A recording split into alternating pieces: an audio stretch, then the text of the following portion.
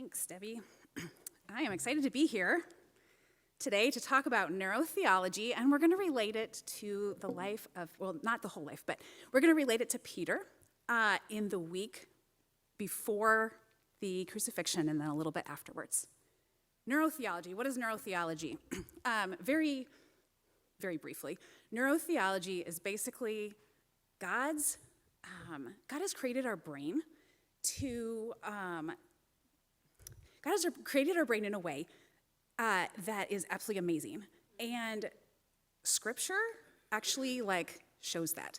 So it's brain science, as they're doing more and more brain science, they're figuring out that how God created our brain is actually good and true, right? So it's pretty interesting actually, but that's a very brief definition of it. Okay, so I'm gonna turn this on, I think.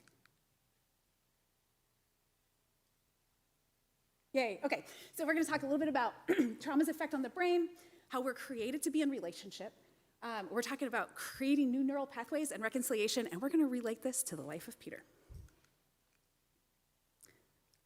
Maybe? Okay, let's just pray for a minute. Father, thank you for what you have done in our lives and what you continue to do. Father, thank you for your work in and through each one of us, Lord, and thank you for being a God who cares about us and a God who is with us. In Jesus' name, amen. Thanks. Okay, so I'm going to start off. By the way, I put some art up here on these slides. These are from the Arts and Trauma Healing class here. We've gotten permission to use all of them, so I just wanted to give you a little sample of some of the stuff that came out of one of our classes here. Maybe not.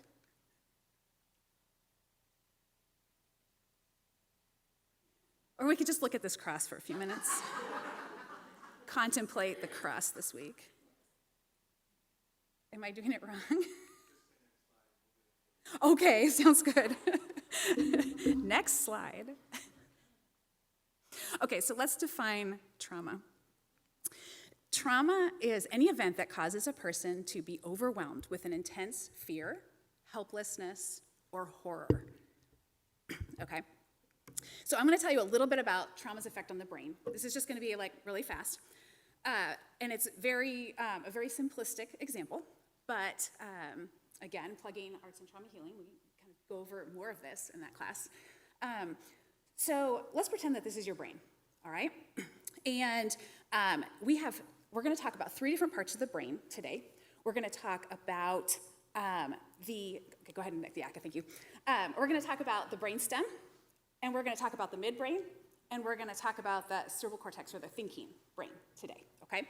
So when trauma happens, or something scary happens, we react. We have a fight, flight, freeze response. So say you're walking outside of your door, and you're just going for a walk in the neighborhood, and there is this dog that comes running at you with teeth bared, but this isn't the same one.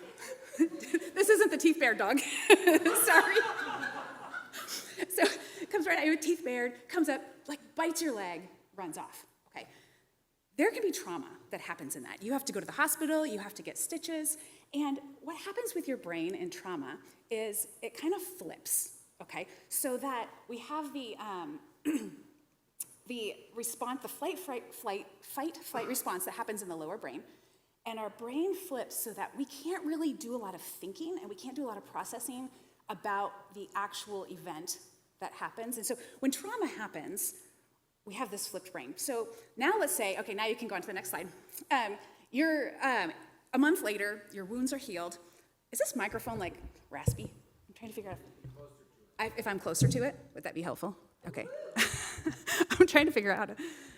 Okay. So you go out for a walk later. Your wounds are healed on your leg. There's a scar, but your brain may not be healed yet, right? So you still have this kind of what happens if a dog comes running at me again? So then your neighbor's dog comes running up to you. It's this fluffy little dog, really cute.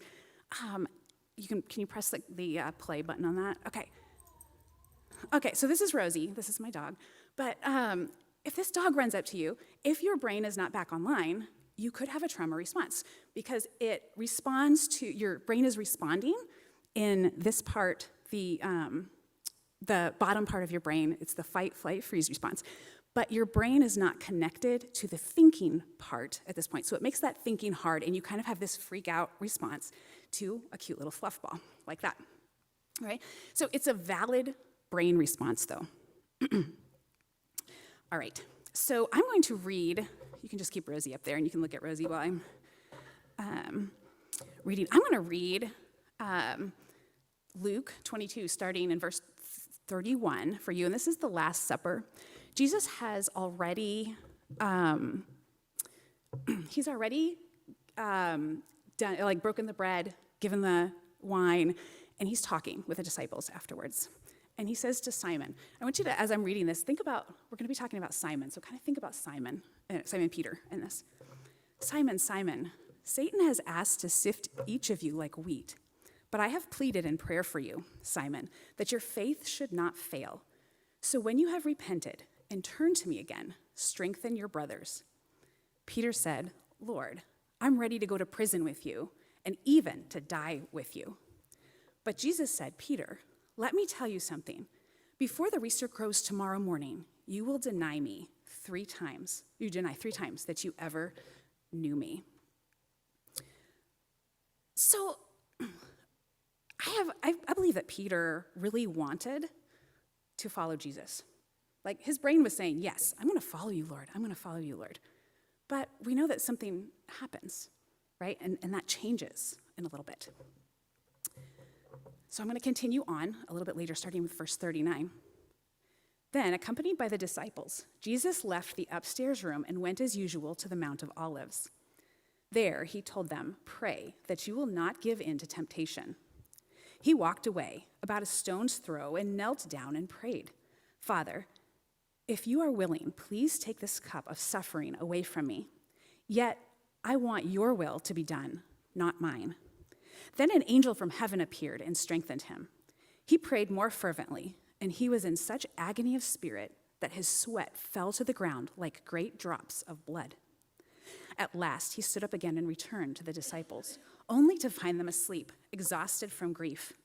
Why are you sleeping? He asked them. Get up and pray, so that you will not give in to temptation. So here we're seeing Jesus in a relationship with God. He's praying with God, and he has this close relationship, and an angel from heaven appeared and strengthened him, right? He's in intense agony, but he is maintaining that relationship with God. But even as Jesus said this, a crowd approached, led by Judas, one of the 12 disciples. Judas walked over to Jesus to greet him with a kiss. But Jesus said, Judas, would you betray the Son of Man with a kiss? When the other disciples saw what was about to happen, they exclaimed, Lord, should we fight? We brought the swords. And one of them struck at the high priest's slave, slashing off his right ear.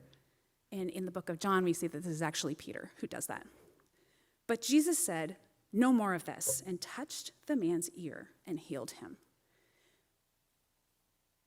Then Jesus spoke to the leading priests and captains of the temple guard and the elders who had come for him. Am I some dangerous revolutionary, he said, that you come with swords and clubs to arrest me? Why didn't you arrest me in the temple? I was there every day. But this is your moment, the time when the power of darkness reigns. You know, when Peter cuts off the ear of the person, part of me wonders, was that like a fight, flight, freeze response? Was that a fight response that he had to this trauma? It's something to ask. Is, like looking at, the Bible is a book of trauma through it. And so reading it and looking at it, is this a trauma reaction that Peter is having? Okay, and now back to Peter. So they arrested him, Jesus, and led him to the high priest's home. And Peter followed at a distance. The guards lit a fire in the middle of the courtyard and sat around it, and Peter joined them there. A servant girl noticed him in the firelight and began staring at him. Finally, he said, this man was one of Jesus' followers. But Peter denied it. Woman, he said, I don't even know him. Where is this resolve that Peter had at the beginning? Not to deny Jesus. After a while, someone else looked at him and said, You must be one of them." "No, man, I'm not," Peter retorted. About an hour later, someone else insisted, "This must be one of them because he is a Galilean too." But Peter said, "Man, I don't know what you're talking about." And immediately, while he was speaking, the rooster crowed. Can you flip the slide? We are created to be in relationship with our God. And we see when Jesus is praying to the Father that he is in close relationship with the Father. Peter wants to be in close relationship with the Lord too, but he denies him 3 times. Where is that relationship? At the moment the Lord turned, after he denied him 3 times, at that moment the Lord turned and looked at Peter. I'm thinking the Lord wants to have that relationship with him. He's looking at Peter. But Peter remembers, "Before the rooster crows tomorrow morning, you will deny me 3 times that you even know me." And Peter left the courtyard, weeping bitterly. The guards in charge of Jesus began mocking and beating him. They blindfolded him and said, probably to us, "Who hit you that time?" Or prophesied to us, "Who hit you that time?" And they hurled all sorts of terrible insults at him. So we're created to be in relationship with God and with other people. Go ahead to the next slide. All right. So when we're in relationship with God, we have a peace, we have a shalom, right? And when we're not in relationship with God, that peace is gone. That peace, that relationship with him is gone. And this can be for other people as well. When we have a relationship, a good close relationship with somebody, we can be close to them, and there's that peace, that shalom within us in the relationship. But if we have an argument with them, sometimes that severs, doesn't it? So our minds are created to desire this relationship, and we function best in relationship. We have these circuits in our brain called relational circuits, and the relational circuits are there. They want to be connected. They want to be connected to other people and to God. All right. So the good news is when these relational circuits are working, we can experience joy of being together. We can experience joy of being together with God or with other people. Okay. If there's the bad news is if they're upset, if we're upset, we lose access to those relational circuits, okay? And we perceive the other person to be a problem a lot of times, and this can be God too. Sometimes when we're in trauma, we can perceive God to be the problem. How do we know if our relationship circuits are on or off? If you look at these questions, I can't see them all the way back there, so I'm gonna look up here. Do I feel connected to a person? So think about somebody, a person or God that maybe you've had a little tense interaction with recently. Do I feel connected to that person? Do I feel desire to be connected to them? If the answer is yes in these questions, then your relational circuits are probably on with that person.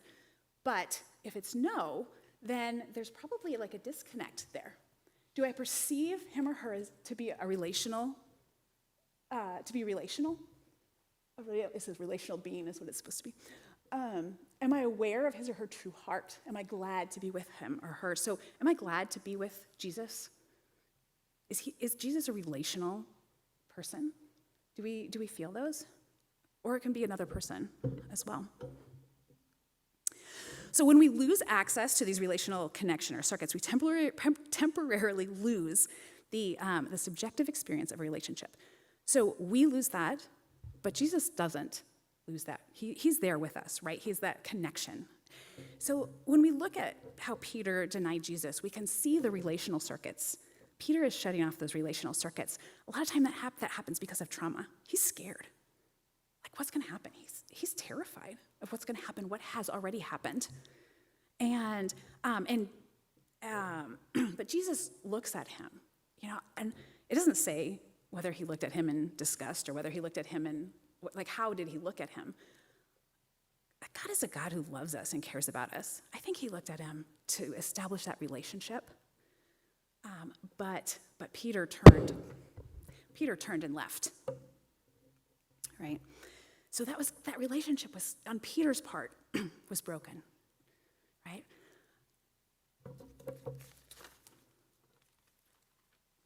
Okay, next slide. A secure attachment is, I am glad to be with you. Jesus is glad to be with us. We're not always glad to be with Jesus. We're not always glad to be with other people also. So a secure attachment with somebody else is, I'm glad to be with you. When we have a secure attachment, then our relational circuits can stay on better. So if we have that secure attachment with somebody and we have a fight, it's easier for us to not lose those relational circuits. But if we don't have that secure attachment, then it's harder to lose that. It's harder to reconnect with them, and you kind of lose that relational connection. So how do we get those relational circuits back on? All right. So God designs our brains to go back online. All right. So we can, by perceiving that someone is with you in pain, that can be one way that God can help to, if we can perceive that he's with us in pain, that helps to bring us, helps to connect those relational circuits in our brain. Or if it's a person, if that person is with us in pain, that can help to reconnect those relational circuits. If we perceive a person is glad to be with you, I'm struggling with this microphone. If the feeling that a person hears and understands you, that's I'm glad to be with you. I hear and understand you. That can bring those relational circuits back on.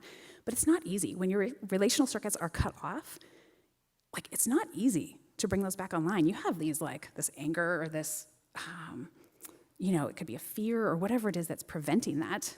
And then trauma can just make it worse. But one thing we can do is we can remember, to come back with God, we can remember our past positive experiences with the Lord. We can focus on appreciating his presence and invite him to be with us, to connect with us. We can open our heart and identify our thoughts and emotions. We can do that by describing it to him, by singing it to him, by painting it to him, by dancing it to him, by drawing it to him. We can reconnect with him in multiple different ways. When we feel connected, we want to be connected, right? And it also is helpful to resolve those conflicts, to reconnect, to feel connected. So Peter has this kind of disconnect with Jesus. But let's look at John 21. Starting at verse 1. And this is after Jesus' death and resurrection. And Peter's going to go out and go fishing. Later, Jesus appeared again to the disciples beside the Sea of Galilee. This is how it happened. Several of the disciples were there: Simon Peter, Thomas, Nathanael, Zebedee, and 2 others. Simon Peter said, "I'm going fishing." "We'll come too," they said. So they went out in the boat, but they caught nothing all night. At dawn, Jesus was standing on the beach, but the disciples couldn't see who he was. He called out, "Fellows, have you caught any fish?" "No," they replied. Then he said, "Throw out your net on the right side of the boat, and you'll get some." So they did, and they couldn't haul in the net because there were so many fish in it. Then the disciple Jesus loved said to Peter, "It's the Lord." When Simon Peter heard that it was the Lord, he put on his tunic, for he had stripped for work, jumped into the water, and headed to shore. This is where I see a relational connection. He wants to reconnect with Jesus in this situation. The others stayed with the boat and pulled the loaded net to the shore, for they were only about 100 yards from shore. When they got there, they found breakfast waiting for them: fish cooking over a charcoal fire and some bread. "Bring some of the fish you've caught," said Jesus. So Peter wants to reconnect with Jesus. Jesus wants to reconnect with Peter. He wants that relationship to be restored. He wants to eat with them, right? To reconnect. There were 153 large fish, and yet the net hadn't torn. "Now come and have some breakfast," Jesus said. None of the disciples dared to ask him, "Who are you?" They knew it was the Lord. Then Jesus served them the bread and the fish. This was the 3rd time Jesus had appeared to his disciples since he had been raised from the dead. So here we're seeing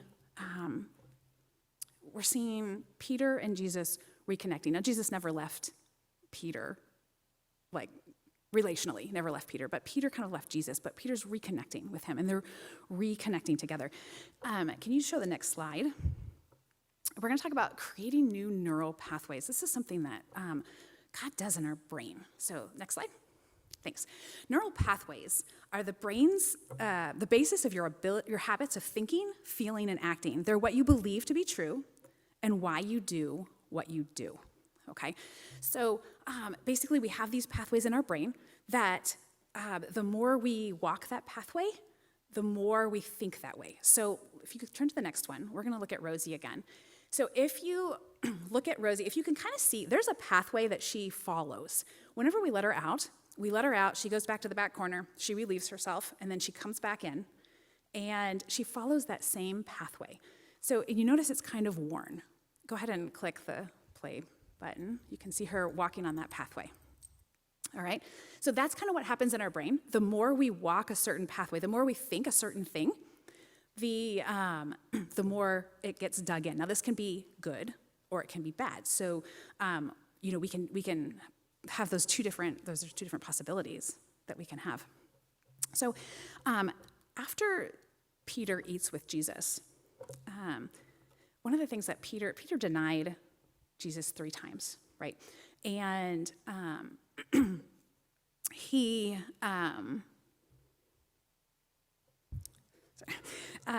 so after he denied 3 times, and then we're coming back, and Jesus says, after breakfast, Jesus asked Simon Peter, "Simon, son of John, do you love me more than these?"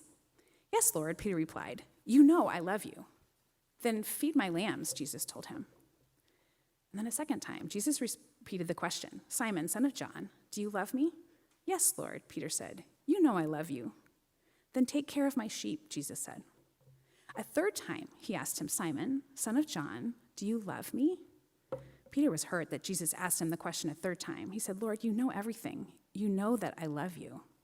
Jesus said, "Then feed my sheep." 3 times Peter denied Jesus. He was kind of walking a neural pathway of denial, right? But 3 times Jesus asks him, "Do you love me?" So Jesus is recreating that pathway within his brain, showing him that this is the way to walk, this is the truth. And so he's helping him to walk that path 3 different times here. Yes, I love you. Yes, I love you. Yes, I love you. To help bring that pathway back into that develop that new neural pathway in his brain. Okay, the next slide. Neuroplasticity is the brain's ability to change and adapt as a result of experience. This is an experience that Peter went through, right? From the beginning of what we read today to the end. And he changed and developed because of it. God changed him and developed him because of it. I'm going to read and just continue on for 2 more verses. "I tell you the truth. When you were young, you were able to do as you liked.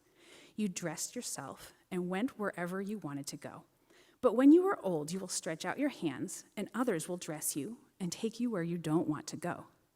Jesus said this to let him know what kind of death he would glorify God, with what kind of death he would glorify God.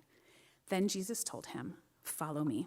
So when I started today, I read from where Simon says, "Lord, I'm ready to go to prison with you. I'm even ready to die for you."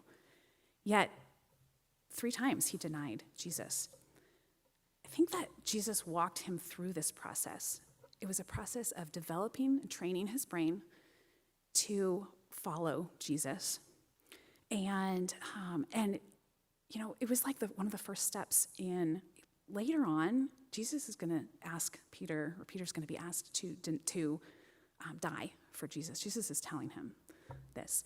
And so Peter is learning and growing. His brain is changing. Jesus is changing his brain so that he's preparing him for what's to come in the future, which is going to be, he's not going to deny Jesus, and he is going to die for him. I think neuroplasticity is equivalent to resilience in a way. God can grow and change our brain, and actually science says that at least into your 80s, if not longer, your brain grows and changes. And so each one of us has an ability to grow and to change and to allow God to restructure and form our brain. He brings us through lots of things. He brings us through trauma. He brings us through the different things that he knows we will need in the future to grow us up and to develop a resilience within us so that we can follow him day by day, step by step. So I just want to ask you, are you allowing God, are you allowing Jesus to recreate and to reform those thoughts in your brain so that you are following, that your brain is, he's able to change you and to change your brain into a way that he wants you to walk and to go?